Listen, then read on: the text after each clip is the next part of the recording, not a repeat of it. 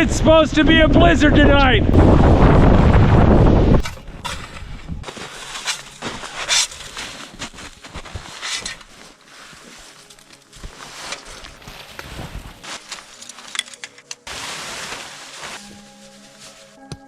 Oh, I had so much trouble getting this tent up. There's almost a 3-foot elevation difference from this side to this side.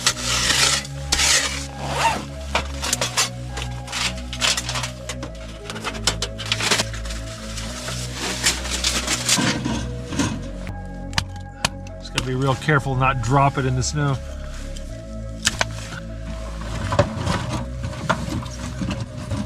Well, the fire's barely going and it's heating up quite nicely in here. Making my pants steam. That's why everyone calls me Hot Pants. Nobody calls me that.